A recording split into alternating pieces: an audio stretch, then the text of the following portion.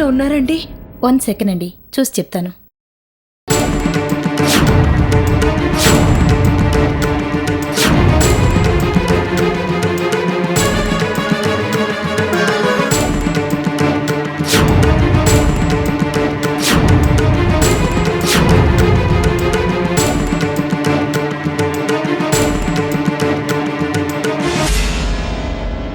Room number 34. Thanks అండి.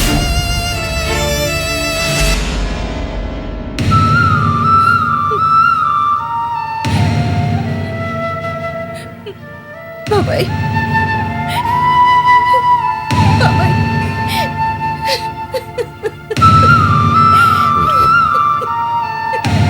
ఊరుకో అమ్మా.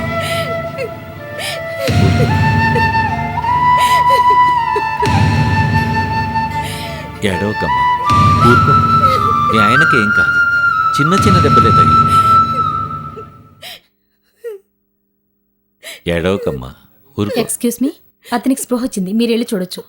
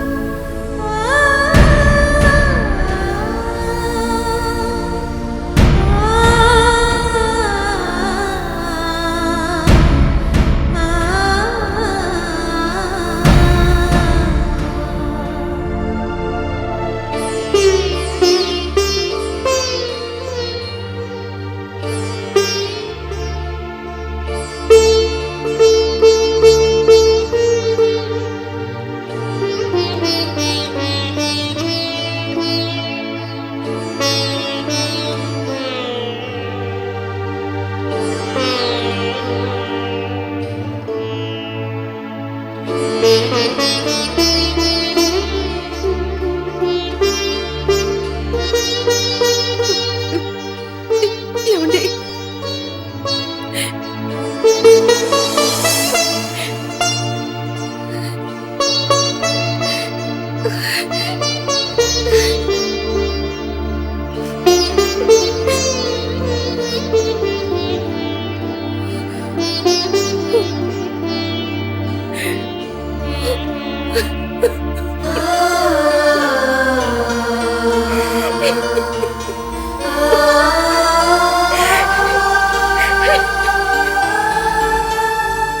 ఏంటండి ఇదంతా? అసలు ఏం జరిగిందండి? అమ్మా, ముందు అతన్ని కోలుకోనివ్వు. వివరాలు అవన్నీ తర్వాత కనుక్కోవచ్చు. పర్వాలేదు మావయ్య.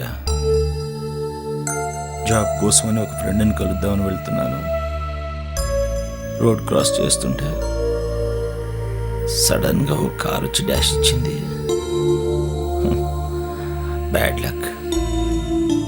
గాయత్రి, ఈ యాక్సిడెంట్ కాకుండా సరిగ్గా టైంకి వెళ్ళుంటే ఆ జాబ్ నాకే వచ్చుండేది. వద్దండి, మీరే జాబ్ చేయనక్కర్లేదు. ఆ టెన్షన్లో పడి ఏమీ గమనించకుండా రోడ్డు కట్టంగా నడిచి ప్రాణాల మీదకి తెచ్చుకున్నారు. సమయానికి ఎవరో చూశారు కాబట్టి సరిపోయింది. మీకు జరగరాంది ఏదైనా జరిగితే నాకు నాకు దిక్కెవరు చెప్పండి. ఈ రోజు నుంచి మీరు ఎలాంటి జాబ్ చేయనక్కర్లేదు. ఆ జాబ్ ఏదో నేనే చేస్తాను.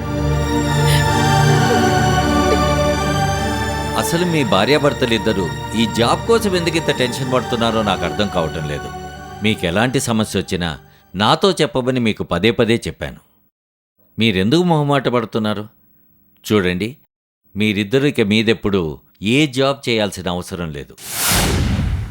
నువ్వు కోలుకున్న వెంటనే మన ఆఫీస్కి వచ్చాయి.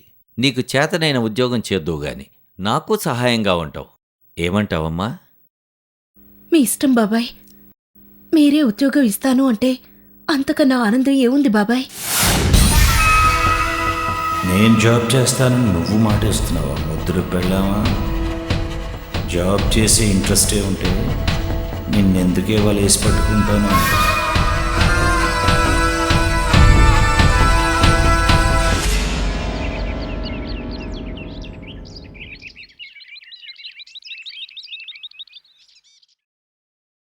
ఆగవే.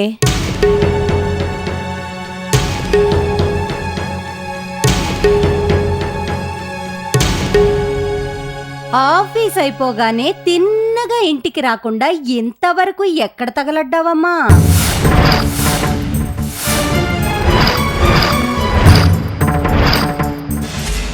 పిన్ని అది ఇప్పుడు టైం ఎంతైంది? అది కాదు పిన్ని, అసలు ఏం జరిగిందంటే సోదొద్దు, మ్యాటర్ చెప్పు. ఆఫీస్ నుండి ఇంటికి వస్తుంటే దారిలో ఒక అతను దెబ్బలతో స్పృహ లేకుండా పడున్నాడు పిన్ని. చూస్తే పాపం అనిపించింది. అతన్ని హాస్పిటల్లో జాయిన్ చేసి వస్తున్నాను పిన్ని. అందుకే లేట్ అయింది పిన్ని. రంకు నేర్చినమ్మా బొంకు నేర్వదా అని కొత్తగా కథ చెప్పడం బాగానే మొదలెట్టావే. లేదు పిన్ని, నేను నిజమే చెప్తున్నాను. కావాలంటే బాబాయ్ని అడగండి. నోర్మై, పిల్లి కెలక సాక్ష్యం అన్నట్టు ఆయన గారు నిన్ను వెనకేసుకొని రాబట్టే మా మాట అంటే నీకు లెక్క లేకుండా పోయింది. ఎన్నిసార్లు చెప్పానే నీకు బయట ఎవరితో ఎక్కడికి తిరగొద్దని? పైగా నువ్వు చేసింది తప్పు అని ప్రియ చెప్తే నీకెందుకులే అని దాన్నే తిడతావా? నిన్ను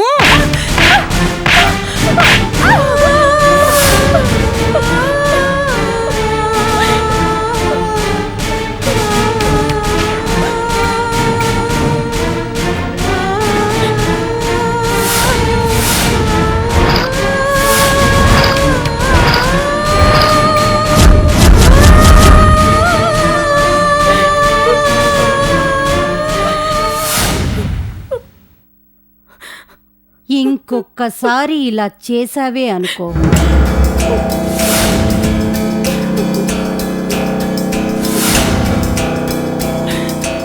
తెలుసుగా?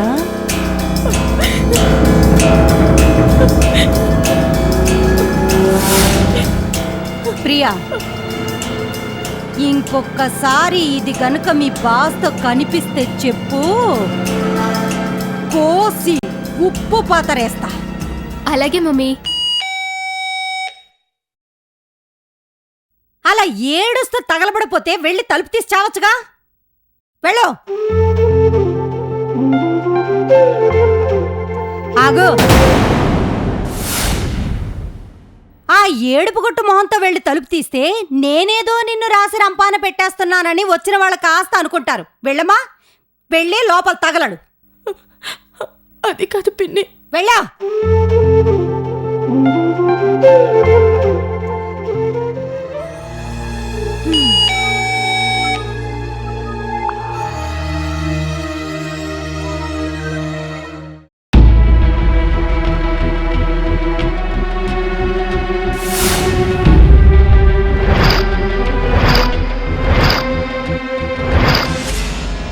నమస్కారం అమ్మా. ఎవరు నువ్వు? ఏం కావాలి? నా పేరు చంద్రమౌళి. అయితే రామాపురం నుంచి వచ్చాను. రామాపురమా? అవునమ్మా. భార్గవ ముందు కదా వాళ్ళ నాన్న. భార్గవ? ఏ భార్గవి? అదేనమ్మా, రాఘవయ్య గారి కూతురు. ఓహో, అదా సంగతి. ముందు ఆవిడ గారు వచ్చి చేరింది కొంపలో, ఇప్పుడు మీరు దిగబడ్డారా? ఆహా, అదేం లేదమ్మా, నేను రాఘవయ్య గారి ప్రాణ స్నేహితుణ్ణి. ఆహా, రాఘవయ్య గారి ప్రాణ స్నేహితుడివా? అతగాడు బతుకున్నప్పుడేమో మా పరువు తీశాడు, అందుకే బాగా అనుభవించాడు. ఇప్పుడు ఆ కూతురికి అతిగతి లేక మా మెడకు చుట్టుకుంది. ఇప్పుడు తమరేం వెలగబెడదామని ఇక్కడికొచ్చారో? అది కాదమ్మా, రాజేంద్ర గారితో పనుండి. ఆ రాజేంద్ర గారు వెలగబెట్టిందే బాబు ఇదంతా. ఇప్పుడా అంటే ఊరి నుంచి ఊపుకుంటా వచ్చేస్తున్నారు మా కొంప మీదకి తేరగా మెక్కడానికి. వెళ్ళవయ్యా, వెళ్ళు. నీకేదైనా పనుంటే వెళ్ళి ఆఫీస్లో అత్తగారితో తేల్చుకో. వెళ్ళా.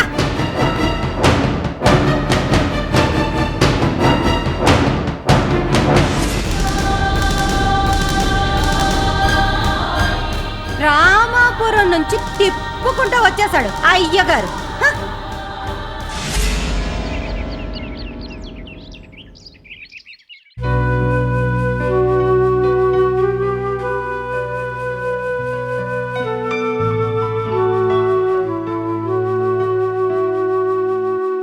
ఇప్పుడు ఎలా ఉందండి? పర్వాలేదు గాయత్రి, కొంచెం నొప్పిగా ఉంది, తగ్గిపోతుందిలే. మీకు పూర్తిగా తగ్గేంత వరకు మీరెక్కడికి బయటికి వెళ్ళొద్దండి. బాబాయ్ చెప్పారు కదా, ఇక మీరు జాబ్ గురించి ఎలాంటి టెన్షన్ పడాల్సిన అవసరం లేదు. ఎంచక్కా బాబాయ్ దగ్గరే జాబ్ చేసుకోవచ్చు. అసలు నేను నీకు ఎలా కనిపిస్తున్నాను? అంత చేతకాని వాళ్ళ జాబ్ చేస్తూ కూర్చుంటే ఆస్తి కొట్టేయడానికి ప్లాన్ ఎవడేస్తాడే? లాభం లేదు. తొందరగా ఏదో ఒకటి చేయాలి, లేకపోతే నిజంగా జాబ్ చేయాల్సి వచ్చేటట్టుంది. ఏమండి, ఏంటి ఆలోచిస్తున్నారు? ఏం లేదు. బాబాయ్ ఇంత మంచి అవకాశం ఇస్తారని మీరు ఊహించలేదు కదూ? గొప్ప అవకాశం నా ప్రాణాలు తీయడానికి. అవును గాయత్రి, మీ బాబాయ్ నిజంగా చాలా గ్రేట్. చాలామంది ఆపదలో ఆదుకుంటామని మాటలు మాత్రమే చెప్తారు, కానీ మీ బాబాయ్ నిజంగా చేసి చూపిస్తున్నారు. అవునండి, బాబాయ్ ఉండగా మనం దేని గురించి టెన్షన్ పడాల్సిన అవసరం లేదు. మీరు రెస్ట్ తీసుకోండి, నేను కాఫీ తీసుకొస్తాను.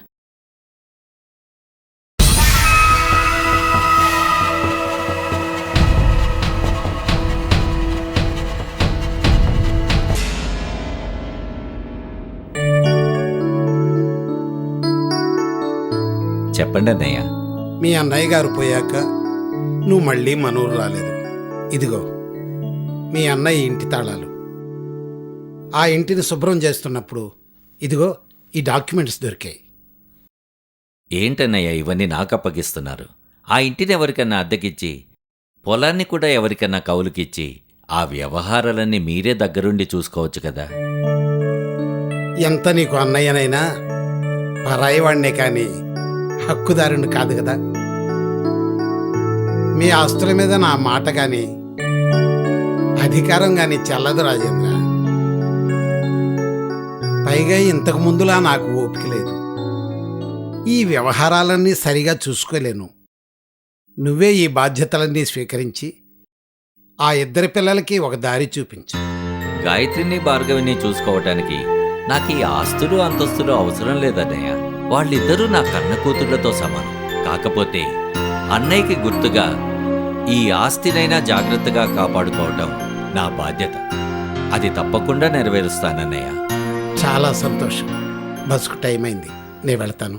అదేంటన్నయ్య, రాక వచ్చావు. ఈ రాత్రికి ఉండి ఉదయాన్నే వెళ్ళొచ్చు కదా. అయినా ఇంత దూరం వచ్చి ఇంటికి రాకుండా వెళ్తారా? ఆ రాజేంద్ర గారు వెలగబెట్టిందే బాబు ఇదంతా. ఇప్పుడా అంటే ఊరి నుంచి ఊపుకుంటా వచ్చేస్తున్నారు మా కొంప మీదకి తేరగా మెక్కడానికి. వెళ్ళవయ్యా, వెళ్ళు. నీకేదైనా పనుంటే వెళ్ళి ఆఫీస్లో అత్తగారితో తేల్చుకో. వెళ్ళా. అన్నయ్య, నేను ముందుగా ఇంటికే వెళ్ళాను రాజేంద్ర. నువ్వు ఆఫీసులో ఉన్నావని చెప్తేనే ఇక్కడికి వచ్చాను. మరోసారి వచ్చినప్పుడు తప్పకుండా ఉంటాను. వస్తాను.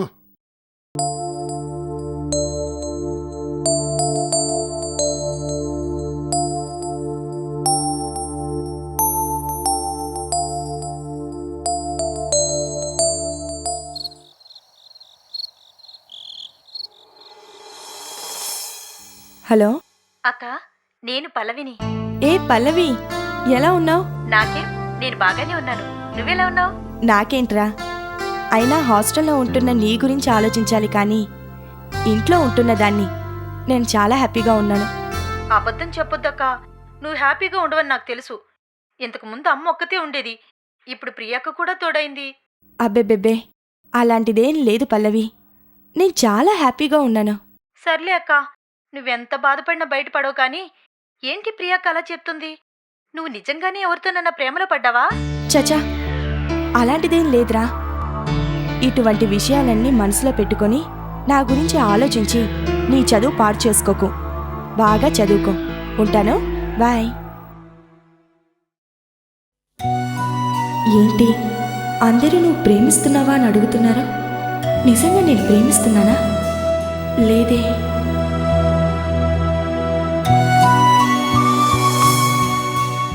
సూర్య మా బాస్ కాబట్టి క్లోజ్గా మూవ్ అవుతున్నాను. అంత మాత్రాన నేను ప్రేమిస్తున్నట్ట? నో, అక్క చేసిన తప్పు నేను చేస్తానా? నెవర్. నా జీవితంలో ప్రేమ అనే పదానికి స్థానం లేదు, ఉండనివ్వను కూడా. సరే,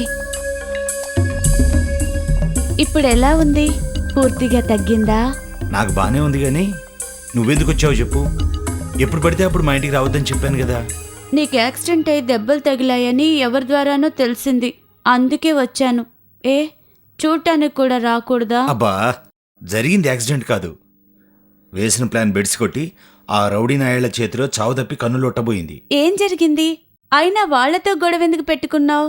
ఏం చేయను, మా చిన్నమామని చీట్ చేసి 5 లక్షలు కొట్టేద్దామని ఆ రౌడీలతో చేయగలిపి ప్లాన్ చేస్తే ఆయన ఇచ్చిన 2 లక్షలు తీసుకొని పారిపోదామని చూశారు. హీరోలా వెళ్ళి ఎరగదిద్దామనుకున్నాను.